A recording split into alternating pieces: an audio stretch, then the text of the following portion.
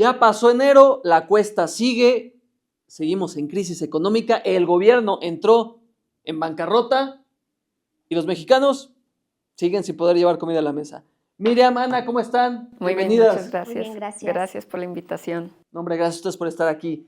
Hoy queremos hablar de un tema muy importante, porque el gobierno se ha dedicado año tras año a desacreditar las fuentes oficiales de información que hablan de asuntos económicos. Es decir, es que en términos reales a ti no te afecta que hayamos crecido 0.001% el año pasado. Y a ti no te afecta que la canasta básica haya subido en algunos productos 70%. No, porque eso no es algo que le afecta al pueblo, según ellos, esa es su mentira. Pero la realidad es que sí les afecta. Y si hay algo que se siente de afectación en los bolsillos de cada mexicano y mexicana, es que suban los precios. Miriam, desde tu perspectiva, ¿cuál es el producto que más ha afectado los bolsillos de los mexicanos su inflación? Híjole, yo creo que empezando por el huevo, verduras, o sea, la leche, son productos que, como lo decía la vez pasada, tú vas programada con tu quincena para gastar y dices, ay, compré menos y pagué más. Entonces, yo creo que esos serían los productos que el mexicano más consume, la tortilla, por ejemplo, o sea, es un básico. No, y ya olvidarse de algo que puede ser un lujito, y olvidarse de poder concentrar a los niños con un chocolate, con unas galletas, Sí, con cualquier cosa. No, claro, o sea, una ida al cine, no inventes. Ya ¿no? está siendo impensable. Uh-huh. Y en este sentido hay gente que sí dice, ¿sabes qué?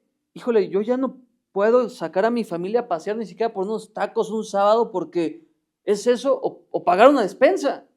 Ana, ¿tú cómo le dirías a la ciudadanía que realmente el gobierno sí les está viendo la cara al decirles que no les afecta la inflación, al decirles que no les afecta el alza de la gasolina? ¿Cómo hacemos que la gente entre en razón de que esto sí les causa un daño?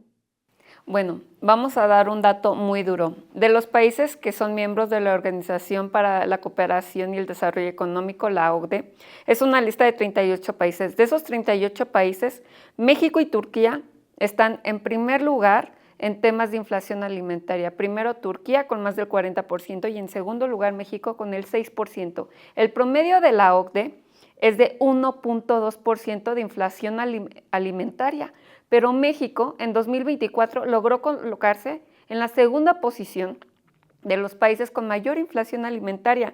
Entonces, el que el gobierno llega y nos diga, no es que la inflación no los va a afectar, todas y todos. Estamos en el segundo país donde los alimentos son los más caros a nivel mundial, por encima de Estados Unidos, por encima de la Unión Europea, por encima del Reino Unido. En México, para una persona, comparado con sus ingresos, es más caro adquirir alimento que para un estadounidense o para una persona que vive en Europa. Y entonces de nada sirve que le estén subiendo al salario mínimo, presumiéndolo como un logro, cuando no logran, por otro lado, contrarrestar la inflación. Sí que suban el salario mínimo, claro que estamos a favor de que suba el salario mínimo. Claro. Pero lo que no está bien es que sube el salario y suba más la inflación y suban más los precios de la gasolina y suba más la crisis de la vivienda en México, las rentas.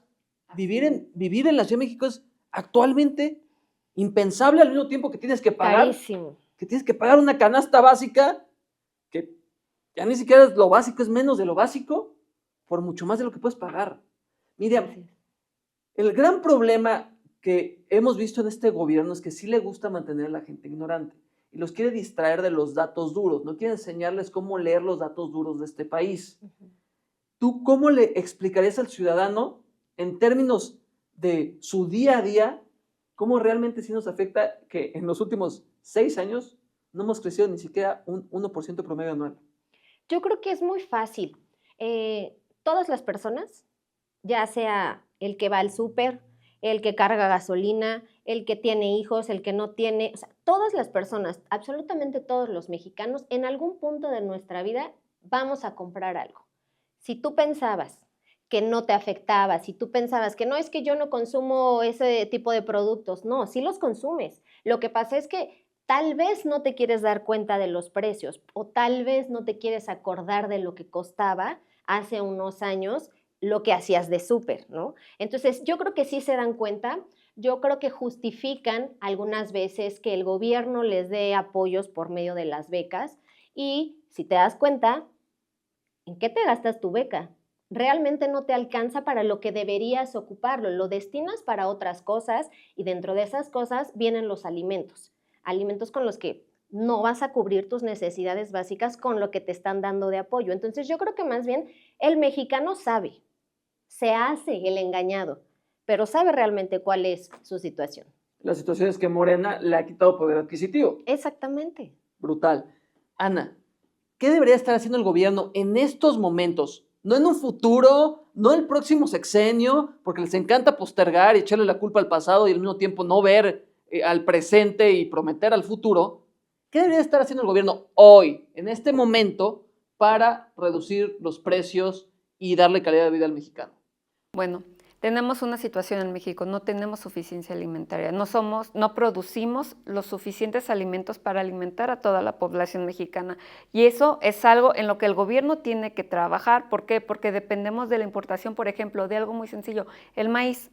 Las tortillas, el maíz para elaborar las tortillas viene de Estados Unidos y ahorita, con el nuevo régimen de Trump y el tema de las deportaciones, hay una ausencia de trabajadores de campo en Estados Unidos. ¿Qué va a causar eso? Va a causar que eventualmente el precio de los productos agrícolas en Estados Unidos se encarezca, pero no nada más se va a encarecer en Estados Unidos. Como nosotros importamos productos agrícolas de Estados Unidos, también se va a encarecer el producto en México y lo más preocupante es que la tortilla, que es el alimento básico de todas y todos los mexicanos, va a ser uno de los mayores perjudicados. Entonces el gobierno tiene que trabajar en políticas que busquen no nada más diversificar el tema del comercio. También debemos de buscar crear fuentes de suficiencia alimentaria aquí en México. Hay dos crisis importantísimas en el país que creo que Morena ha sido un total fiasco para atenderlas. De hecho, las provocó Morena. La primera, la crisis de la inseguridad, hemos hablado mucho de ella. Creo que seguir hablando de cuánta sangre hay en este país a veces ya hasta es contraproducente porque la gente ya está familiarizando con matanzas diario. Los niños Pero se familiarizan con eso. Ya hasta los niños lo ven como algo normal. Pero hay una segunda crisis muy importante que tampoco nos podemos familiarizar con ella y es la crisis económica. Todas las medidas económicas que Morena ha implementado desde el sexenio pasado han sido un total fracaso. Ellos prometieron que íbamos a crecer promedio 4% anual, no hemos llegado ni al 1% en promedio. Que se les atravesó la pandemia, dicen, los otros años nos fue igual de mal, el año que fue pandemia nos fue todavía peor. ¿Y ahora qué pasa? Que llegamos a un punto en el que el gobierno entró en quiebra. La austeridad nos llevó a la quiebra. Pero no solo el gobierno entró en quiebra, llevaron consigo pues a todos los mexicanos. La economía mexicana está en quiebra. Lo repito, estamos en quiebra. ¿Qué pasa? Si al gobierno se le acaba el dinero, ¿de dónde lo va a sacar ahora? De los trabajadores, de su Infonavit. Exactamente, ahora te roban el Infonavit. Entonces, no solamente fracasaron en que estuviera seguro, no solamente fracasaron en que tuvieras comida en la mesa, sino que más fracasaron en ser honestos, en tener un gramito de esencia, porque ahora que pusieron el país en quiebra y no tienen cómo sacarlo a flote, róbenle el ahorro a todos los trabajadores del Infonavit. Miriam, experta en ese tema, platícanos. Híjole, mira, hasta me dan ganas de ahorcarlos. Es muy triste que como trabajador, toda tu vida desde que empiezas a trabajar, pues vas cotizando, ¿no? Tú dices, ay, es para comprarme mi casita, mi depa, mi terrenito. Muchas personas no lo han utilizado. Ahí tienen su dinero, ¿no? Pues, ¿qué creen? Tenían su dinero. Si ustedes como trabajadores no aprovecharon para tramitar esos créditos, hoy en día va a ser muy, muy difícil, si no es que imposible. ¿Y por qué?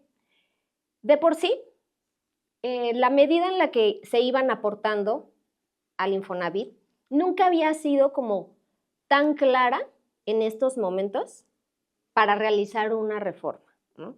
Esta reforma lo que hace es que del dinero que tienen de los trabajadores, es decir, mi dinero, tu dinero, tu dinero, su dinero, va a estar ahí en el Infonavit.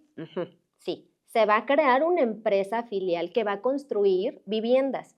¿Y qué creen? Pues esa empresa va a poder, junto con el Infonavit, administrar tu dinero. Es decir, Tú vas a ayudar a que se construya la casa de Juan, Pedro y Chuchito, ¿no? ¿En qué te afecta?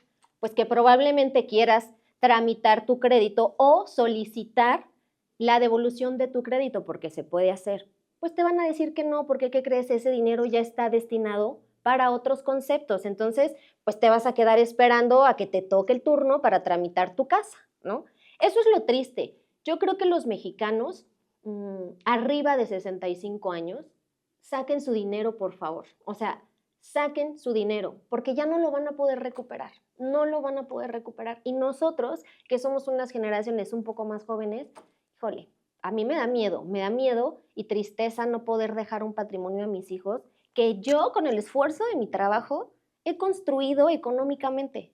Me da coraje decirle a mis hijos, ¿saben qué? Pues les toca a ustedes ver si en un futuro se arreglan las cosas y puedan tramitar un crédito. Mira, y esto es lo que más coraje me puede dar de Morena, porque su doble discurso, su mentira, su cinismo, es enfermizo. Porque haberse llenado la boca tantos años de un primero los pobres, y robarle el dinero de sus ahorros a los trabajadores que no tienen un hogar propio y que estaban buscando construirlo para salir de la pobreza, porque hay que decirlo, las personas que menos posibilidades tienen son las que no tenían casa propia y que el ahorro que estaban haciendo ya se los arrebataron con el Infonavit. Es decir, primero los pobres era primero pasarle por encima a los pobres, pues entonces Morena sí cumplió su palabra. Pero me parece que solo fue un discurso muy perverso y muy enfermizo. Ana, ¿qué piensas de esta reforma del Infonavit? Bueno, justo como dijiste, el discurso es primero los pobres, pero ¿qué pasa? El 60% de los trabajadores están en el sector informal y muchos de ellos son los que tienen los salarios más bajos. Por ejemplo, a pesar de que existe una ley para que las y los trabajadores del hogar sean afiliados al Seguro Social para que tengan prestaciones, muchos empleadores no lo hacen y son de las personas que perciben los salarios más bajos. No estamos diciendo que sean los que perciben los salarios más bajos, pero están dentro de ese grupo. Las personas que trabajan en tienditas, incluso profesionistas, que trabajan como prestadores de servicios profesionales, o las personas que son personas físicas, sí, pero que no tienen no reciben ningún tipo de seguridad social. Ellos dicen, pues es que es para construir vivienda más barata y que se cree este concepto del arrendamiento barato. Sí, pero a las personas que son más pobres y las personas que están en el sector informal, las personas que reciben salarios más bajos, no van a tener acceso a esa vivienda porque ellos ni siquiera cotizan en el IMSS. Ellos no son parte del Infonavit. Entonces, sí estás tiene muchísimos defectos esta reforma, como bien mencionó la compañera. Les estás quitando sus ahorros a los trabajadores, 2.5 billones de pesos se le están quitando a los trabajadores. Y se van a construir viviendas que quién sabe quién las vaya a adquirir. ¿En qué predios? En las zonas metropolitanas. ¿En dónde vas a construir vivienda barata si las zonas metropolitanas son... O sea, están estallando y están sobrepobladas y carísimas. Exacto. Entonces, ¿y cómo se va a manejar el dinero? Exacto. ¿Qué empresa van a beneficiar? Por ejemplo... ¿Con qué transparencia si desaparecieron del Instituto de Transparencia? Exacto. A ver, Sheffield salió la semana pasada a decir, yo voté en contra de la reforma al Infonavit como senador. ¿Por qué? Porque él mismo dijo, alguien en Morena va a poner esa empresa y se va a hacer millonario. Ni los mismos de Morena están a favor de la reforma porque saben que es un negocio de alguien. Y al rato va a salir quién fue el ratero. Y es que esa empresa, ahí está lo peligroso, no va a ser auditable, ni por la Auditoría Superior, ni por Hacienda, ni nada. O sea, esa empresa va a manejar tu dinero, trabajador. Resumen serio de lo que ha pasado en los primeros mes y medio del 2025. Quitaron, se robaron, se jinetearon el dinero de los trabajadores del Infonavit, se lo transaron, lo van a desviar, lo van a usar para lo que quieran. La violencia se desató, encrudeció terrible y hay sangre por todos lados. La canasta básica con productos que están al 70% más caros. La gasolina, ya ni hablar. Los transportistas ya se están manifestando en todos lados, cerrando todos lados. Sector salud, demacrado, hoy tuvimos marchas en todo el país. Se cayó la economía y la seguridad de México y peor aún, se cayó el discurso de ayudar a los pobres porque les robaron su dinero. ¿De qué se trata entonces? No quieren ellos gobernar un país en desarrollo, no quieren gobernar un país que pueda crecer. Ellos quieren súbditos, ellos quieren esclavos, ellos tratan a su electorado con la punta del pie porque les quitan su dinero, su paz, su comida, su desarrollo, su futuro y a cambio les dan unos cuantos pesos que no alcanzan para nada, porque que no le mientan, no le subieron a los programas sociales, los mantuvieron ahí y con la inflación significa menos dinero. Un comentario para ir terminando con el programa de hoy, Miriam.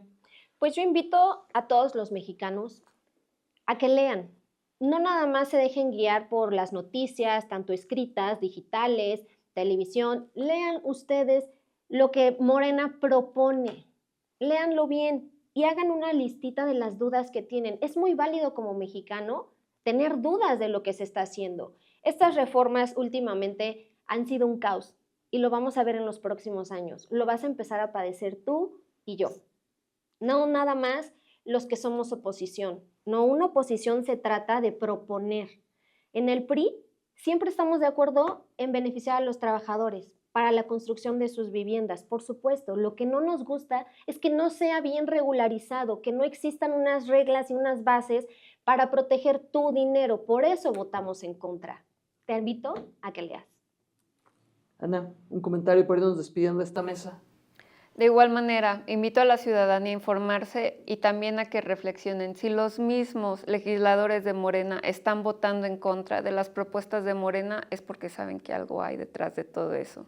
Ellos mismos tienen miedo a esas reformas que se están proponiendo. Entonces, señor, señora, cuando ejerzan su voto, piensen por quién están votando realmente, si las promesas que le están haciendo son realizables o simplemente son buenos deseos. Una última pregunta que quiero dejar aquí en la mesa antes de terminar muy rápido. ¿Cuánto tiempo creen que le dure la tolerancia a este caos a Claudia Sheinbaum? Híjole, incluso hay mexicanos que votaron por ella y que no están a gusto. Entonces yo creo que muy poco tiempo, la tolerancia físicamente podremos aguantarla. La económica y el hambre no se aguantan. De acuerdo, yo no le doy, yo creo que en el 27 en el voto se va a ver la diferencia, Morena va a ir para abajo, no veo que en el 27 mantengan el poder como lo han mantenido hasta ahora, la gente está muy descontenta con la situación. Aquí hay una realidad, Claudia Sheinbaum no es López Obrador, porque a López Obrador por algún motivo que yo nunca entendí, se le toleró demasiado, se le toleró ser muy inepto, muy incapaz, y más en sus políticas económicas se le toleró mucho. Por algún motivo, Claudia no goza de ese carisma, ni siquiera de la protección que Morena le daba a Obrador. Morena sigue hablando en sus spots, en su publicidad de Obrador, y a Claudia la tienen abandonada. Yo creo que va a haber una menor tolerancia a Claudia Sheinbaum en términos de su discurso vacío y no da resultados. Por supuesto. Porque Obrador tampoco los dio, pero no goza de ese carisma. Y muy pronto, yo estimo en 2 años, se va a acabar la tolerancia Morena y como sigue quebrando la economía, aquí el tablero se gira en cualquier momento. Sí. Pues esto fue la oposición. Y en momentos donde ser una voz disidente es algo que incomoda al gobierno, significa que estamos en el momento preciso para seguir levantando esa voz. Porque si no le gusta a quien hace las cosas mal y a quien roba, traiciona y le falla a México, entonces es el momento de seguir siendo oposición. Nos vemos la próxima semana aquí en su podcast del PRI.